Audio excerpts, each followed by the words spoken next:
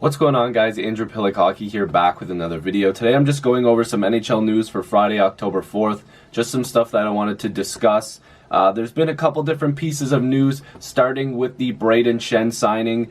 So basically, this deal was announced today. We talked yesterday about, I think it was yesterday or the day before on this channel, we talked about the fact that Brayden Schenn and the St. Louis Blues were working together to try to get an extension going, because the Blues are trying to see what kind of money they're going to have left also for Pietrangelo. They want to make sure that they can get that deal done as well and see what kind of roster cutting moves they'll have to make for next season. So Brayden Schenn signed an 8-year, $52 million contract at $6.5 million annually. So some people are saying he might have taken a little bit of a cut to get to that 8-year extension, because sometimes players, you know, will get the big dollar amount for 8 years, but sometimes players who maybe aren't in their prime, or at least in an age where it's like they're going to be still really good by the end of that contract, they might not get the big average annual value. There's been a ton of contracts like that, but Schenn's 28 years old, so 8 years, that's a pretty big contract. So anyways, he was acquired from the Blues via trade in 2017, June 23rd to be exact. In his first season with the team, which was the 17-18 season, he had a career-high 28 goals and 70 points. Last season, Schenn had 54 points in the regular season and 12 points in the postseason, helping the Blues capture the 2019 Stanley Cup. Now, he was an all-star in 2018. He's in his 9th NHL season. He has played in 588 career regular season games. And he has 372 points, good for 154 goals and 218 assists. So for the Blues, this is a good decision by them. They needed to make sure that they got this contract done, so now they can move their focus over to Pietrangelo. Of course, after even they made that Falk trade, the Blues have been making a lot of moves even since winning the Stanley Cup. So good for them getting this deal done. Now the next thing is something a little bit it's kind of new news, something that I just heard basically on Twitter from Elliotte Friedman. He did a radio hit saying that the Winnipeg Jets, as of right now, might be trying to talk Dustin Byfuglien out of retirement. Now, we've heard a little bit of rumblings around that this was a possibility that Dustin Byfuglien was going to be retiring, but now Elliotte Friedman saying that the Jets might really have to talk him out of it is a little bit surprising, because at first I was kind of thinking, okay, he's going to take some time away and then he's going to come back. And that was my initial thought, because we didn't really know too much of what the actual reasons were. But now hearing Elliotte Friedman kind of confirm that this is like real, like he really wants to retire, according to Elliotte Friedman, again, I'm not the one saying that, I don't have these inside sources. It was Elliotte Friedman saying that.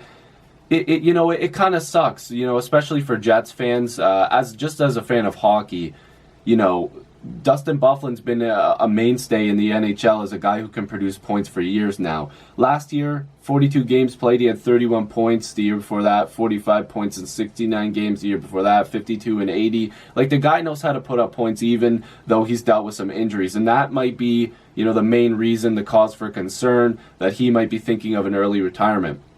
You got to remember, he's 34 years old. So right now, if he retires, he still has, time to be with his family, a bunch of time to see, the family, like the family wants to grow together, basically. I'm not sure how many kids, or if he has kids, or if he's married or whatever, but it doesn't matter. Like, regardless of who you're with, friends and family, sometimes athletes will retire early to keep their health in check, to make sure their mental health is in check. Like, this could be a thing. Like, people might be going after Byfuglien on Twitter, because there's been a ton of it. People saying, come on, like, Buff, like, come back. Or, like, Jets fans will be like, come on, like, we're losing everybody. Myers and Trouba are gone. And, we had all these contract negotiations. Now Byfuglien's gone. Like, this is garbage. Like, we need Byfuglien back. And that's not all fans. But we all know that there's some of them.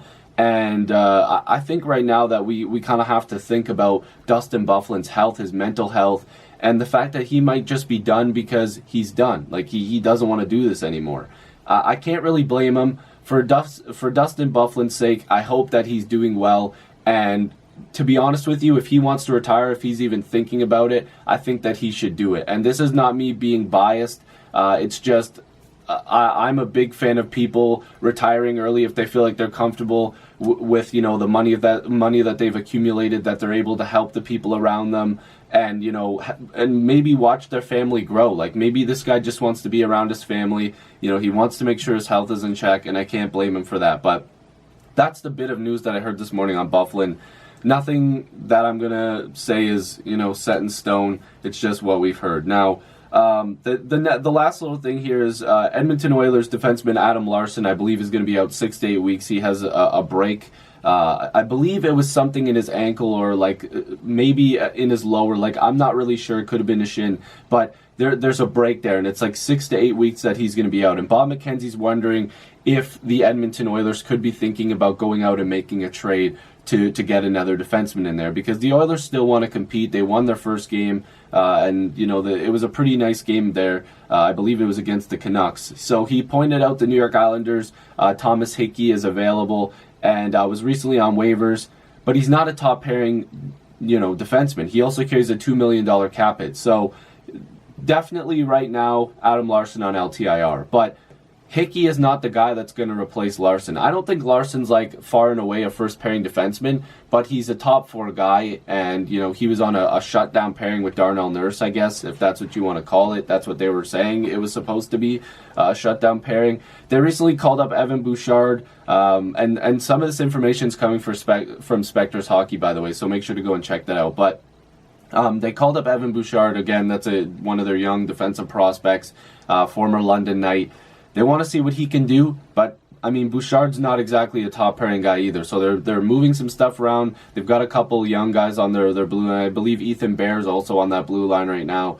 So we'll see how the Oilers maneuver around this. We'll see if they make another trade, but that's just something to look out for, and I wanted to bring that up in this video. So again, just a quick NHL news video. Sometimes when I'm not sure of what videos I want to post, I might just push them all together into one video. I'm not going to lie to you guys. These videos are fun to make because I do like talking about multiple things at once. So if you like these videos, let me know down below. I love comments and stuff like that. I love people talking, so we can have, you know, some interaction. So please do so. If you're new to this channel, make sure to subscribe. I'd love to have more hockey conversations with you. Join the squad. Let's get to 7,000 subscribers. I'll see you guys in the next video or stream. Peace.